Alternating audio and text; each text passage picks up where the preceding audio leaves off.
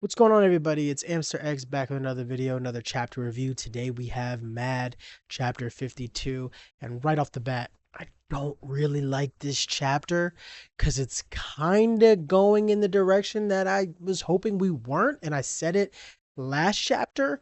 I said, like, I know we're going through this this little transition period. We have this, into the next arc. And I said, as we know, we're going into the forest, and I even mentioned, like, where's Leon? And I remember I said Leo, but it's Leon. And I was like, where's he? And it turns out he's also in the forest. And I don't really like that because the, I think the author, Yusuke, did a really good job of kind of just making this world. That's why I just was complimenting him with adding the Yazarus and mentioning kind of expanding this world, right? I was like, I hope he expands the world. And that's literally what I said last chapter. I was like, he can expand the world here. And we go into this chapter where he's actually shrinking the story and making it move at a much faster pace. And it's crazy that I literally just said this in this last chapter. I said he could go and make this series end really fast, right? But it could last if he wants to expand and expound on everything right now. But it looks like he's not going that route. And let's just get into it. I mean, right away, like we said, we're going into the forest. Well, look who's here, Leon, right?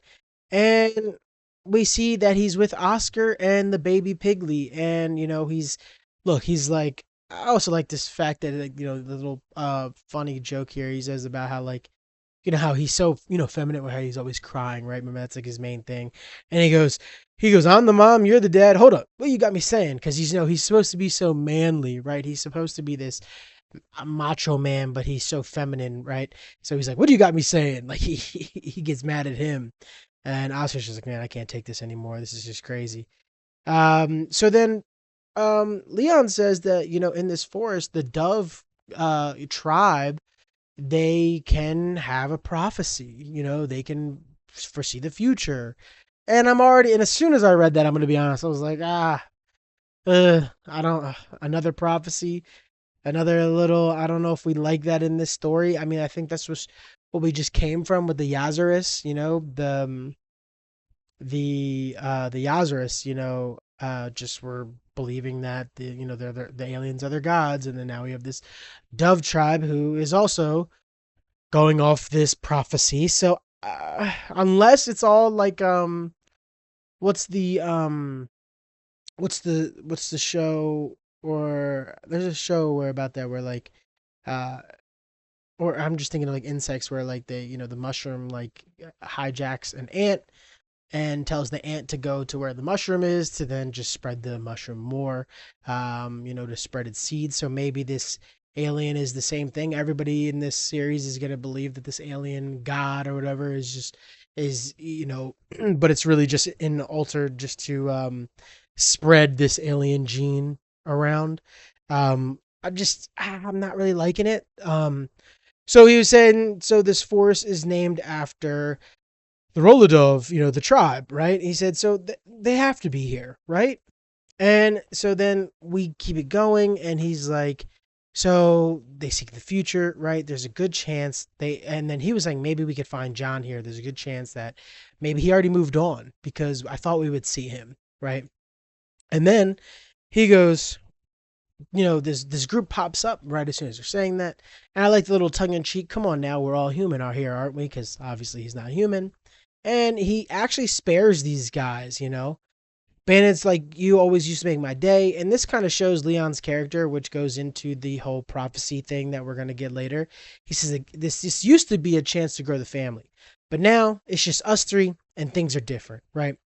So he's just like, just kill him, Leon. Like, we don't got time for this. And he goes, no, you know what? They had a chance. They could have killed us, but they didn't. So you know what? I'm gonna let them live. And I think that goes into the favor of when we see this prophecy later, right?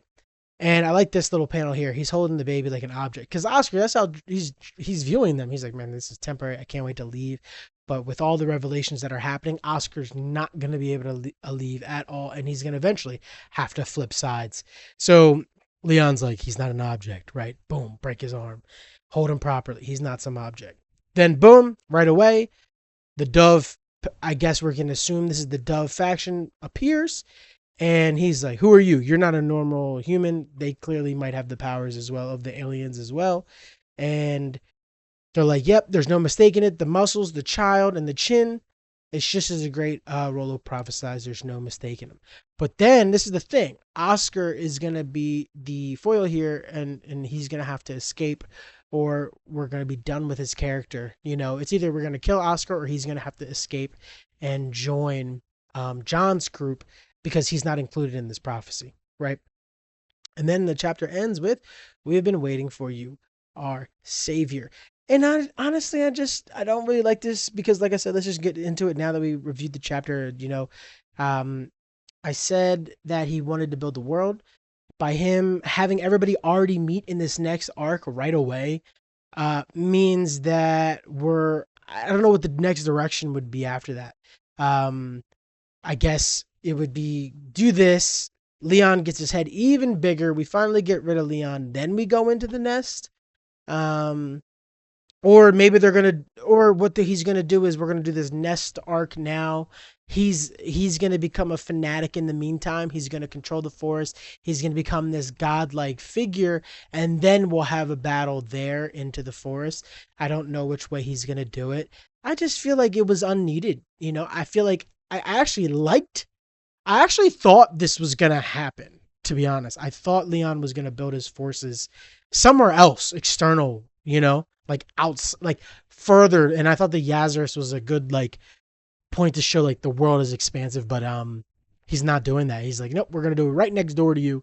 So we're gonna build our forces right next to us. So you have to come. We're gonna find you. So to me, that signals that this story isn't gonna be as long as we think it is, which is fine. I just feel like this story has potential to go a lot longer. Um, but let me know what you guys think in the comments below about this chapter. Obviously, every new Mad chapter is a good chapter. I just think I think it's because I kind of predicted this direction.